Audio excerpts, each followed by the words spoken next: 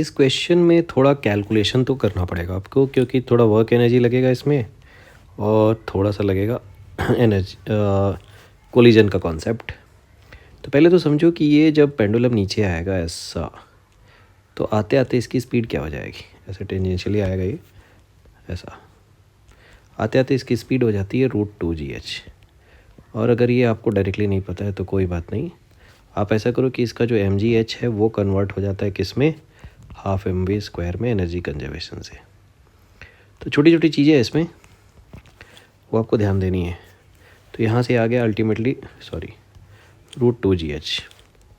अब h कितना होता है, सो h की वैल्यू क्या होती है, अगर मैं यहाँ पे ड्रॉ करूँ तो आप ध्यान से देखते हो ये वाली डिस्टेंस होती है l, और उसमें से इतना होता है l cos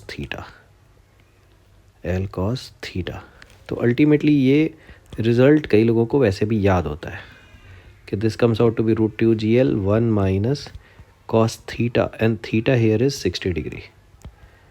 सो ये पूरा टर्म 1/2 है जो 2 से कैंसिल होके आ जाएगी वेलोसिटी √gl। अब आपका क्वेश्चन क्या हो गया, अब आपका जो क्वेश्चन है वो ये हो गया दैट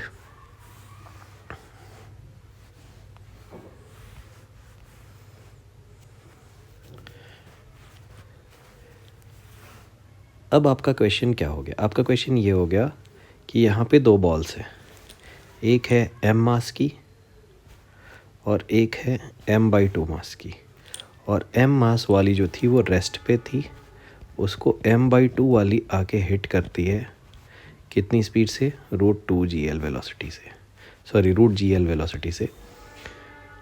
तो अनदर पेंडुलम लिखा है, मतलब इसकी वेलोसिटी क्या होगी। तो अब समझो मैं थोड़ा इस डायरेक्शन को ले लेता हूँ प्लस और इस डायरेक्शन को माइनस। ये है आपका m1 और ये है आपका m2। जनरली हम लोग इस डायरेक्शन में लेते हैं, यहाँ हमें इस डायरेक्शन में लेना पड़ेगा, जैसा डायग्राम बना है उसके अकॉर्डिंग। तो मुझे ये 1 है और ये 2 है, तो मुझे v2 बेसिकली निकालना है आफ्टर कोलिजन।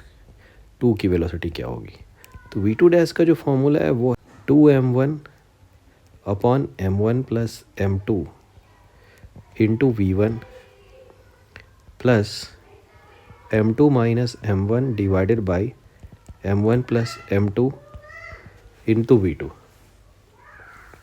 नाउ v1 की वैल्यू भी इसी के जैसे होती है, बट उसको मैं यहाँ लिख नहीं रहा हूँ अननेसेसरी ये स्पेस के लिए। अपने को v2 में इंटरेस्ट है इसलिए मैं v2 की वैल्यू लिख रहा हूँ। 2m1 कितना है, m1 की वैल्यू है m/2 और m1 प्लस m2 मतलब ये दोनों का सम, सो विच इज़ 3m/2। और उसमें वेलोसिटी कितनी देनी है आपको, वो जो वेलोसिटी है v1 वो है √gl। और ये पूरा टर्म तो आपको सॉल्व ही नहीं करना है बिकॉज v2 इज़ 0, ये वाला पार्टिकल किस पे है, रेस्ट पे है।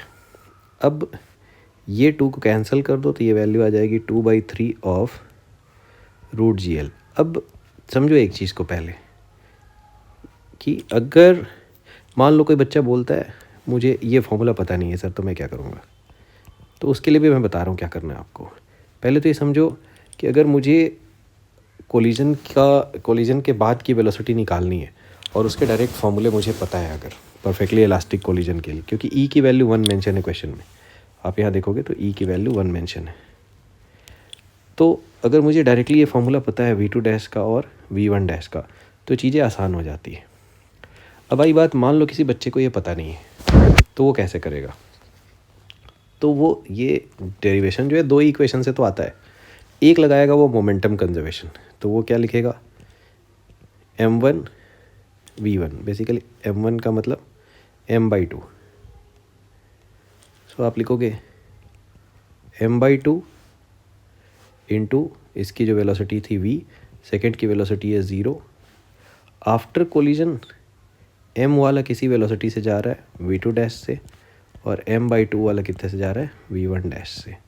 हम ये एज्यूम कर रहे हैं कि दोनों इसी डायरेक्शन में जा रहे हैं आफ्टर कोलिजन, ये दोनों के दोनों इसी डायरेक्शन में जा रहे हैं।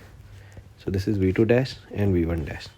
और दूसरी इक्वेशन उसको लिखनी पड़ेगी velocity of separation equal to velocity of approach, जो कि होता है परफेक्टली इलास्टिक कोलिजन के केस में। तो एक रेस्ट पे था, दूसरा आके हिट कर रहा था, तो अप्रोच तो v से हो रही थी सेपरेशन कितने से हो रहा है बच्चों, v2 dash minus v1 dash से। So even if you solve these two equations for v2 dash, v1 dash को उठा के आप एलिमिनेट कर दो यहाँ पे, आपको सेम रिजल्ट मिलेगा v के फॉर्म में, और v की वैल्यू आप रूट GL रख सकते हो। तो अगर आपको ये दो इक्वेशन लिखने और उसको सॉल्व करने से बचना है तो आपको ये फॉर्मूला v2 डैश वाला याद होना चाहिए, v1 डैश और v2 डैश वाला। सो यानी हाउ दोनों मेथड से आंसर क्या आएगा आपका, second option, this second option 2/3 root GL।